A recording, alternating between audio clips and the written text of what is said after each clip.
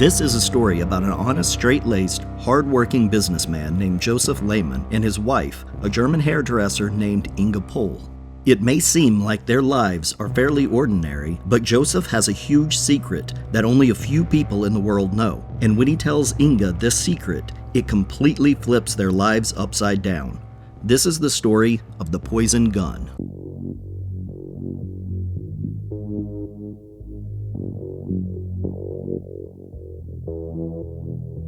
Joseph Lehman met Inga Pohl in East Berlin in 1956. The couple fell in love immediately. Joseph's job forced him to travel quite a bit, which made things difficult, but they were determined to make it work. They both wanted to get married and have children, but it seemed like it was never the right time. Anytime it would come up, Joseph had to travel, or work would get in the way somehow. Other than that, they were a pretty typical young couple, or at least as typical as anyone could be in Berlin in the years after World War II. This was a time that Berlin was separate East Berlin and West Berlin, and was controlled in the East by the Soviet Union and in the West by the US, UK, and France.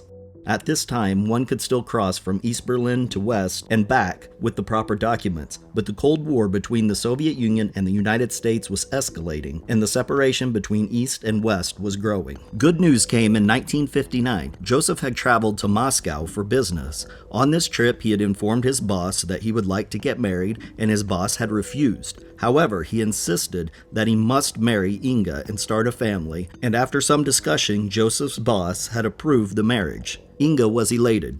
They immediately flew back to Moscow and got married, then returned to East Berlin, husband and wife. This was supposed to be a great time in their lives, but unfortunately, this is also when their lives began to unravel.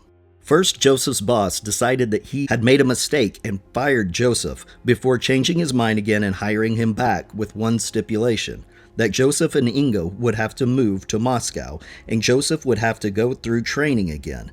This was a drain, but Joseph had a good job, so they moved.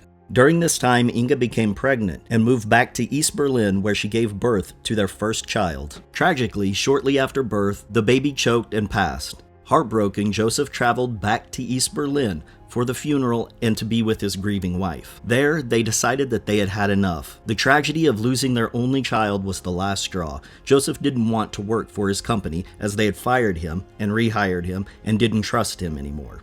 The day before the border closed between East and West Berlin and construction of the Berlin Wall began, they packed up and took a taxi to the border. Border agents checked their documents and let Joseph Lehman and Inga Pohl into West Berlin. Upon entering the West, they walked into a nearby police station and approached the officer at the front desk, and Joseph handed the officer his documents and said, "My name is not Joseph Lehman. I am Bohdan Stashinsky. I am an assassin for the KGB, and I am guilty of murdering 2 Ukrainian political leaders. I am here to turn myself in and defect." Stashinsky grew up in a small village near Lviv, Ukraine. When he was 19 years old, he was traveling when he was arrested for not having a train ticket. A background check revealed that his family had ties to the UPA, the Ukrainian insurgent army, that had been wiped out by political leader Stepan Bandera's OUN for refusing to follow Bandera. Because of Stashinsky's political ties, the KGB pressured Stashinsky into becoming an informant. He quickly showed his worth with his family ties to the UPA. His name was known in inner circles, and guerrilla units around Lviv were quickly rounded up by Russian police based on the information gathered by Stashinsky. In 1953, he was sent to Kiev and was trained as a spy and learned German. He then built up a strong reputation as a spy, and in 1956 was sent to East Berlin with documents providing him the identity of businessman Joseph Lehman. While in East Berlin, he was given a new weapon, a poison gun. He also received the real reason why the KGB had been training him: to assassinate the ex-leader of Ukraine, Lev Rebet. After Russia took control of the Ukraine during World War II, the then leader, Lev Rebet, was exiled and found harbor in Munich. There he had been extremely active in political publications promoting Ukraine as an independent country. These publications were extremely popular in politics and law, so Rebet was an enemy of Russia. Stashinsky's first objective was to test the poison gun. He went to an East German forest with the gun and a dog. He trekked into the woods until he was sure that no one was around. He tied the dog to a tree, loaded the cylinders with cyanide capsules, pointed the barrels at the dog. The unassuming dog curiously sniffed the barrel. Then Stashinsky squeezed the triggers. The dog immediately collapsed and began twitching. Within 3 minutes, it was dead. Now he knew this poison gun would work for the assassination. Stashinsky returned to Munich and followed Rebet, tracking his movements. Stashinsky figured out a best time to act, and on October 12th, 1957, placed the poison gun in a newspaper rolled up and tucked under his arm. He walked the opposite direction in a stairwell, and as Rebet passed, Stashinsky pulled the trigger, releasing the cyanide in Rebet's face. Rebet dropped to the floor as Stashinsky walked outside and casually left the scene. Until the moment that Stashinsky told this story to the US intelligence 5 years later, it was believed that Rebet had died of a heart attack. Stashinsky returned to East Berlin and continued with his alternate persona, Joseph Lehman. 2 years later, he got his next career-defining mission, to assassinate Stepan Bandera. Stepan Bandera was a very popular political leader that had worked with the Nazis during World War II to help invade the Ukraine to kick out Russia, only to betray the Nazis and claim the Ukraine as an independent state.